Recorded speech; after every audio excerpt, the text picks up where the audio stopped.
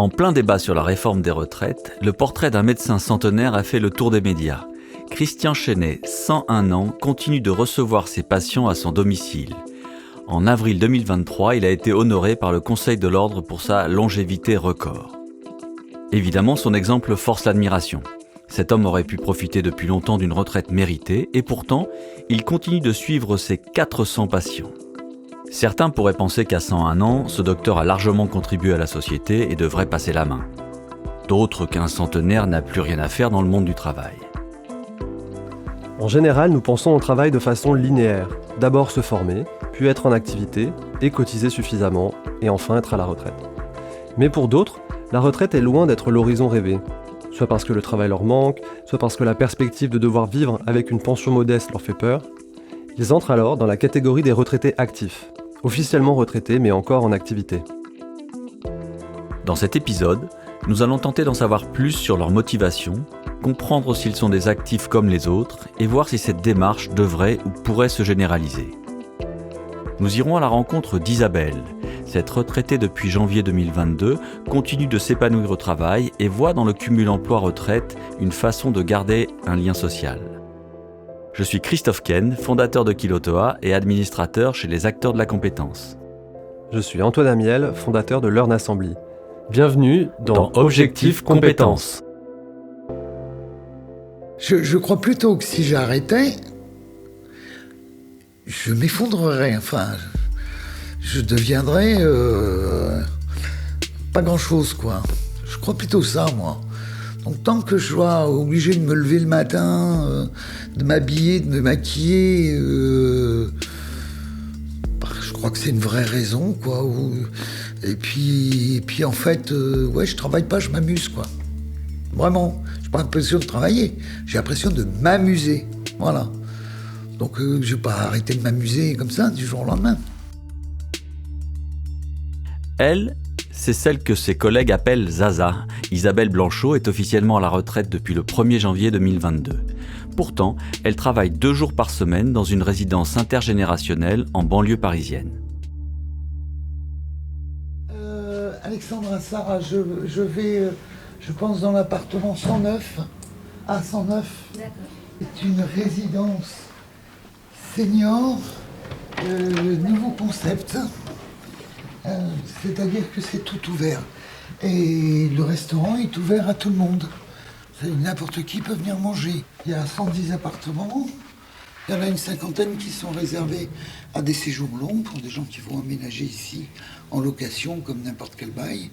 Et une 50aine d'autres appartements qui ne sont réservés qu'à des courts séjours. On appelle qui vont d'une nuit à 1 mois, 2 mois. Et pas forcément pour des seniors, pour tout le monde. Tout le monde peut dormir ici comme un hôtel, quoi, en fait. Voilà. Allez-y. Rez-de-chaussée. Isabelle n'a pas été recrutée par hasard à ce poste. Avec sa bonne humeur et son attitude solaire, elle représente l'établissement pour les résidents qui y vivent à l'année, mais aussi pour les clients de passage. En fait, mon titre officiel, c'était adjointe de direction. Donc c'est vrai que quand ils partent, même en vacances, je les remplace, mais autrement, c'est la vision surtout, quoi, sur la réception, sur la cuisine, sur le service, sur les femmes de chambre. C'est la gestion d'un hôtel, ni plus ni moins. Hein. Donc ça inclut tout dedans, un peu d'administratif, un peu de... contrôler, voir si les choses sont faites, les clients, accueillir les clients. Donc ça, parce qu'il y a des résidents, mais on a des clients au restaurant tous les jours. L'accueil des clients, parler, faire connaître le produit, développer le produit, c'est du commercial, c'est un peu tout ça, quoi, en fait. Et c'est là l'intérêt, c'est que je ne me cantonne pas à un poste en disant tu es ou à la réception ou au bureau, je touche à tout. Donc c'est très agréable, quoi. Isabelle fait partie des 3,4% des retraités qui ont souhaité continuer à travailler tout en percevant une pension de retraite. Cela représente 495 000 seniors déclarés en France selon les derniers chiffres de l'INSEE en 2020. Le cumul emploi-retraite permet d'avoir un complément de revenu sans pour autant faire varier le montant de sa pension. Les retraités actifs continuent de cotiser, mais pour les autres, Mais alors, vous pourriez vous demander ce qui motive ces presque 500 000 Français à travailler au-delà de la retraite légale. Annie Jolivet est économiste au Centre d'études de l'emploi et du travail. Pour elle, difficile de dresser un portrait robot du ou de la retraitée active, mais il existe des facteurs communs qui poussent à travailler après la retraite. Donc on sait qu'il peut y avoir des demandes d'un employeur, par exemple, pour rester 1 ou 2 trimestres pour accompagner le recrutement d'une nouvelle personne, le glissement sur le poste et donc former le successeur ou la remplaçante. Ça peut être donc une demande de l'employeur, même si le salarié ou la salariée n'était pas partant au départ pour rester dans son emploi. Il peut y avoir, à l'inverse, réciproquement, des salariés qui souhaitent conserver une activité. Ça peut être par exemple parce que ils ont un conjoint, une conjointe qui est plus jeune et qui n'est pas à la retraite, et donc l'incitation à prendre la retraite pour en fait rester à la maison tout le temps et être un peu le conjoint à domicile n'est pas forcément quelque chose qui les attire. Vous pouvez aussi avoir des gens qui souhaitent conserver une activité professionnelle en plus de leur retraite pendant un temps, par exemple parce qu'ils ont des charges, des dépenses importantes sur une durée qui est fixée. Donc si vous pensez à des personnes qui ont pu emprunter assez tard dans leur vie, ils peuvent en fait avoir encore quelques échéances à couvrir avant d'arriver à la fin de leur crédit. Et donc, compte tenu de la baisse qu'occasionne le départ à la retraite, ils préfèrent cumuler pour couvrir cette dépense-là. Pour Isabelle, le complément de revenu est certes important, mais ça n'a pas été sa première motivation. Son moteur, c'est d'avoir désormais une certaine liberté par rapport au travail. Comme elle perçoit déjà sa pension, elle est en partie dégagée de la contrainte financière. Elle a donc négocié avec son employeur de travailler uniquement 2 jours par semaine, sans horaire fixe. Isabelle a aussi refusé de signer un CDI et préfère les contrats courts pour ne pas avoir à s'engager dans la durée.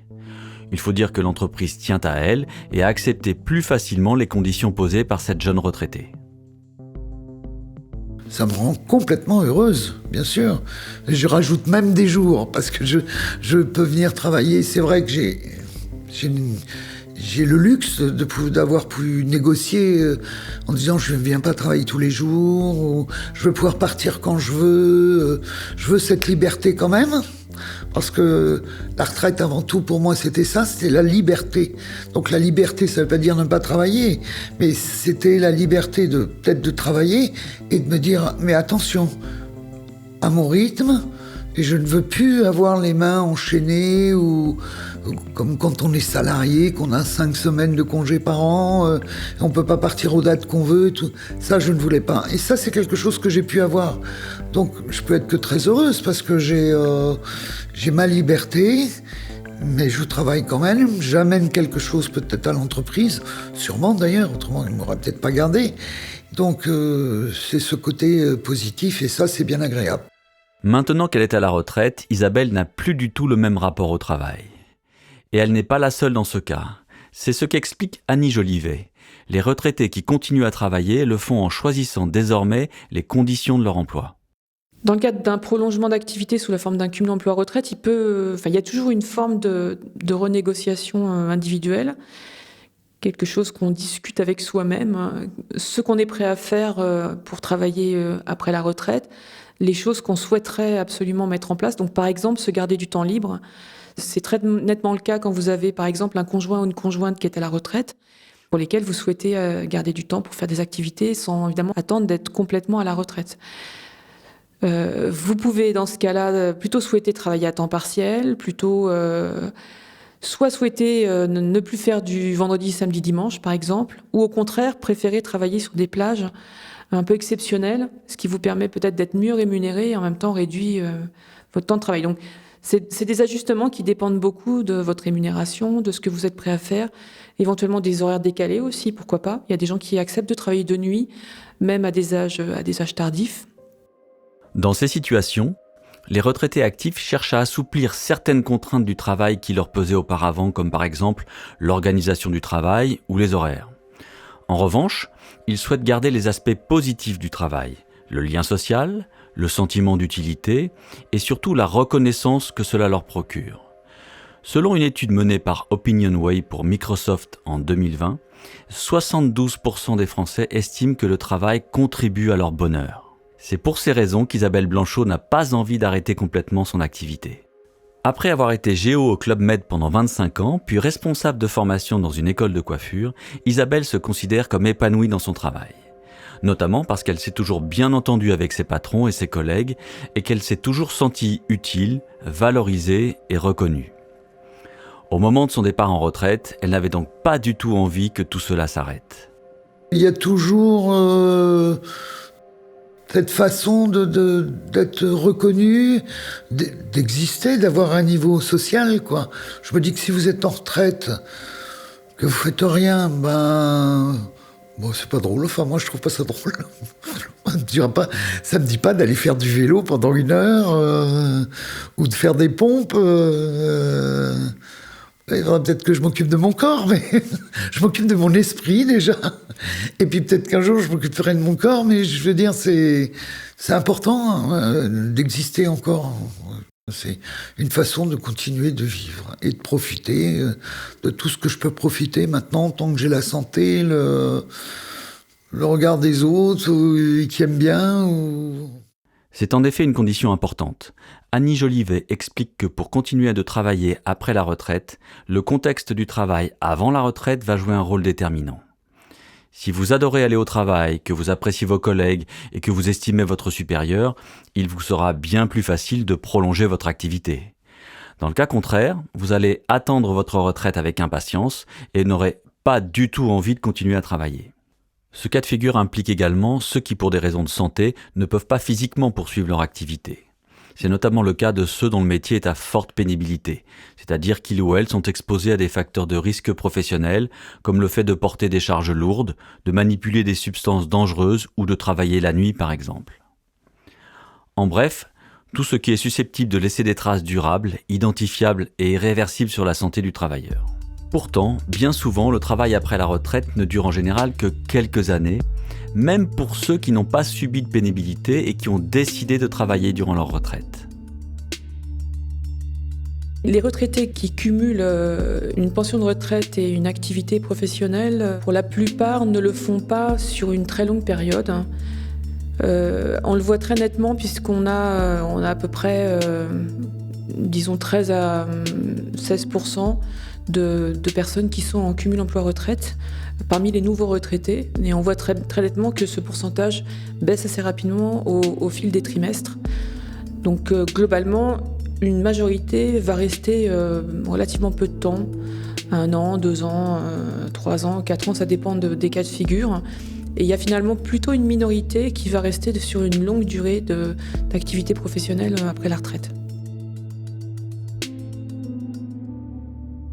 Dans certains cas plus rares, des retraités continuent de travailler autour de 70 ans, voire plus. C'est le cas de Jacques Roignan. Lors du débat sur la réforme des retraites, son histoire a été largement diffusée dans les médias. Cet ancien salarié du BTP, retraité depuis 15 ans, a repris le chemin du travail à 80 ans pour compléter sa pension de 900 €. Il travaille 2 fois par semaine dans un supermarché où il range des rayons malgré un handicap au bras. Malheureusement, le travail à la retraite, c'est aussi ça. Le fait de devoir continuer car financièrement, on ne s'en sort pas. Selon Eurostat, la Direction générale de la Commission européenne de la statistique, 11,6% des retraités français étaient à risque d'être touchés par la pauvreté en 2022. Un chiffre important, mais la France reste jusqu'à présent bien classée sur ce sujet par rapport à ses voisins européens. Et fait mieux que l'Allemagne, la Finlande ou encore la Suède, des pays où les actifs partent plus tard à la retraite. Est-ce que la réforme qui repousse l'âge légal de départ à 64 ans va bouger quelque chose sur le travail après la retraite ? Annie Jolivet s'interroge. Je suis un peu partagée en fait sur ce que va devenir le cumul emploi-retraite. Le fait de relever l'âge d'ouverture des droits à pension de retraite, finalement, va réduire la période pendant laquelle on pourrait souhaiter avoir une activité cumulée. Autant vous pouviez vous dire, par exemple, entre 60 et 62 ans ou entre 62 et 64, bon, je fais quelques trimestres et c'est tenable encore pour moi.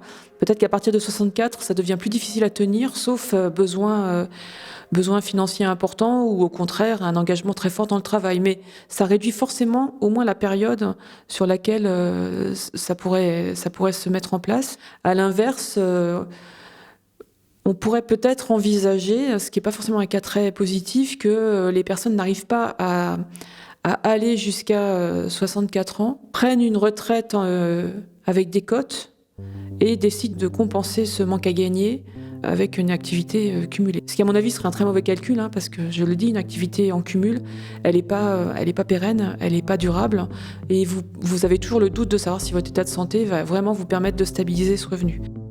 Derrière cette inquiétude présente chez beaucoup d'actifs, on retrouve également celle de ne jamais pouvoir s'arrêter de travailler. En effet, une partie du monde du travail se précarise. Les actifs connaissent davantage de ruptures professionnelles qu'auparavant et le système de retraite est régulièrement réformé. Il est donc légitime de se demander si ils ou elles bénéficieront un jour d'une pension suffisante. Aujourd'hui, les plus jeunes générations envisagent même une vie où la retraite n'existera plus et où ils continueront de travailler jusqu'au bout. Pour des raisons différentes, Isabelle Blanchot se voit continuer à travailler sans limite dans le temps, en n'excluant pas de faire un autre métier ou même d'entreprendre une formation. Mais sa détermination provoque l'incompréhension de son entourage.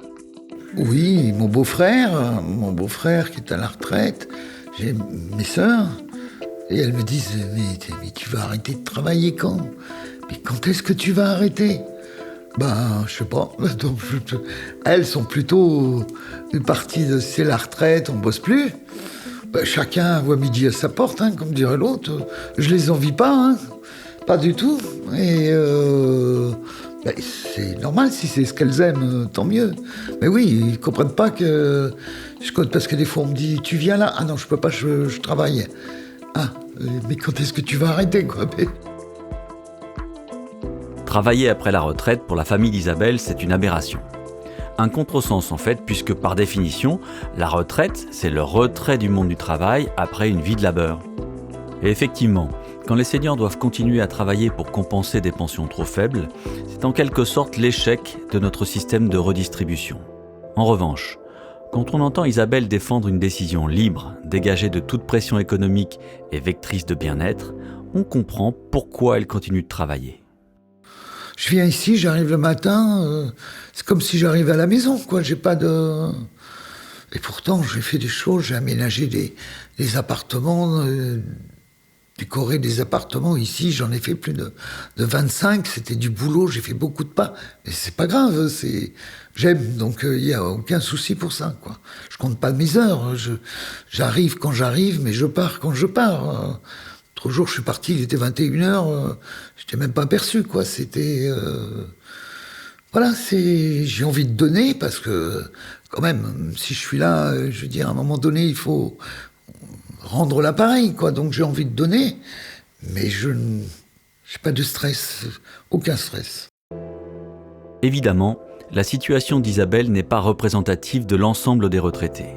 La plupart, en grande majorité, arrêtent de travailler dès qu'ils ont atteint le nombre de trimestres nécessaires et anticipent leur départ avec hâte. Pour autant, même si une page de la vie professionnelle se tourne, ces retraités continuent de s'investir dans des activités, sport, travaux manuels, famille ou bénévolat associatif. En bref, tout ce qui les rend heureux en dehors du travail et leur permet de ne pas perdre un lien social ou un sentiment d'utilité. Selon le baromètre France Bénévolat IFOP réalisé en 2022, plus de 36% des plus de 65 ans sont bénévoles dans une association. Aujourd'hui, seuls 57% des seniors de 55-64 ans travaillent en France au troisième trimestre 2022, un chiffre plus bas que la moyenne des pays de l'OCDE.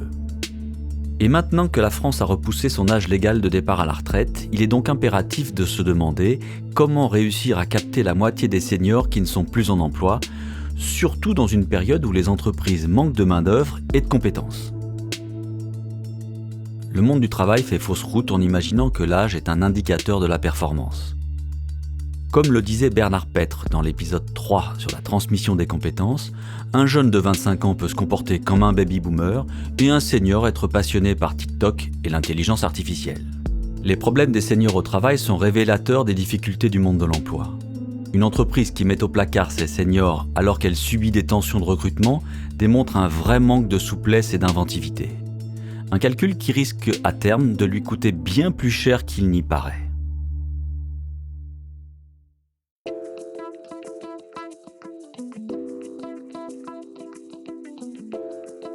Vous venez d'écouter le 5e et dernier épisode de la 2e saison d'Objectif Compétences, consacré aux seniors et aux compétences. Cet épisode a été écrit par Clara Bayot, avec les voix de Christophe Ken et d'Antoine Amiel. Il a été réalisé et mixé par Bénédicte Schmitt sur une musique originale de Jean Thévenin et supervisé par Audrey Largouette en collaboration avec Sébastien Guimier, des acteurs de la compétence. Objectif Compétences est un podcast des acteurs de la compétence, produit par Louis Créative, l'agence de création de contenu de Louis Média. Vous pouvez nous retrouver là où vous avez l'habitude d'écouter vos podcasts, Spotify, Deezer, Apple Podcasts. Si l'épisode vous a plu, n'hésitez pas à nous laisser des commentaires, des étoiles et à en parler autour de vous.